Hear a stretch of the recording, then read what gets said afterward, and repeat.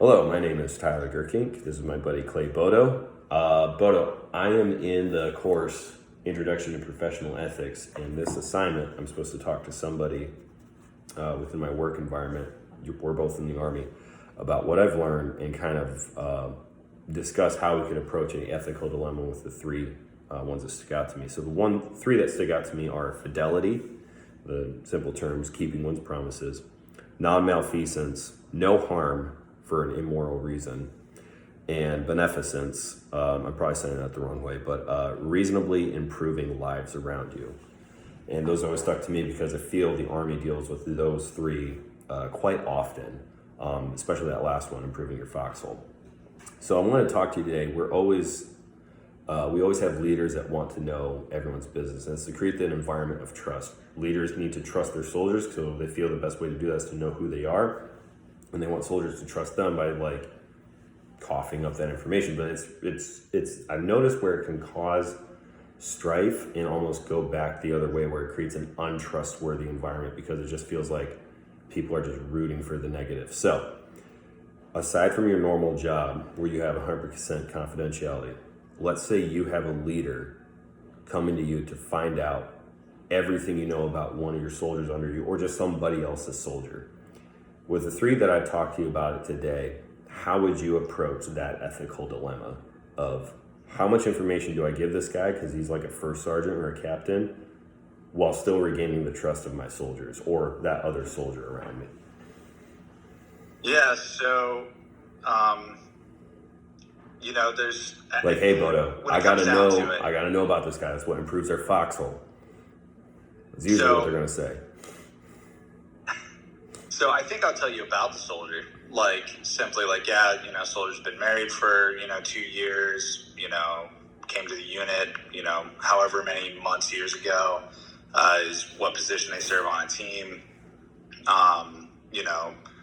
generalities about the soldier's performance, right? They're good here, but they're a little lacking here, and how we're working to improve that. I wouldn't spill the guts and go into the details that I know as their team leader, right? If I was their team leader, I think back to my infantry days, I'm not going to spill their complete guts out about what they do, how their marriage is, how many, things like that. I'm not going to go into certain depths because there's a professional boundary and a personal boundary. Ultimately in the end, maybe in my head, what if you're dealing with somebody? What if you're dealing with somebody who really can't see the difference between personal and professional boundaries, and they're even gunning for your kind of professional competence to just hand everything over? Well, in the end, as a team leader, it's as a team leader or any leader in the Army, it's my job to know my soldiers, but the key word is mine. And so I look back I'd look back on the NCO Creed and just be like, hey, if you don't belong to me, you don't work with me, you don't need to know them that much. Even if it was a leader in the organization over top of all of us, if it's not causing organizational harm, that leader doesn't need to know the inner workings, because that could result in that leader judging them because they might have a different view on marriage. Let's say this soldier is, you're dealing with an older generation of soldier here, and this soldier might be homosexual, right? And I reveal that this person's married to someone of the same gender. That might cause something I said innocently, right? Just talking about that soldier could backfire and cause that soldier non-promote, a harder work life over something that is a personal bias instead of a professional bias. Within his team or platoon or whatnot. Yeah, I think with and that's why these struck to me so well, because I feel there's some people out there who really want to do well by this: fidelity, non-malfeasance, beneficence, and even leaders, top leaders. And I think sometimes it's it is a razor thin edge of going too far one way or the other. And it's a really interesting, I'm sure we could deep dive this for a very long time, but it's keeping one's promises. I think people misconstrue that one and they go too far. I got to keep my promises, so I got to know absolutely everything. No harm for an immoral reason. So they kind of they find the gray area to make it acceptable and justified. And it's no, dude, you are causing harm. And even beneficence, reasonably improving lives around you. It's well, this is what I got to do to improve the foxhole. It's it's good to have people who understand ethics, especially within our work field. But I think sometimes ethics, with even in the Army, is too just like, it gets too militarized almost.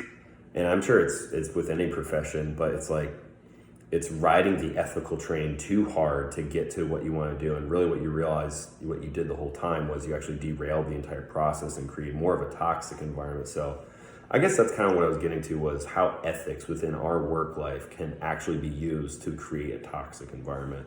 I just didn't realize that at first. So, like, I mean, I'll go back to, a personal story on that. Like, there was a kid in one of the units that I was very regularly talking to and counseling with, and on about personal stuff inside of this soldier's life. And then one day after a counseling session, the first sergeant, platoon sergeant, and squad leader for that soldier came to my office and were like, "Hey, we need to talk to you about him. What did he tell you?" And, that total confidentiality barrier, he said a lot. You and I a lot of had things in the end that would affect the unit. Yeah. And did come to play to affect the unit. Yeah. But, it's one of those things, like, I knew it, but I couldn't tell him.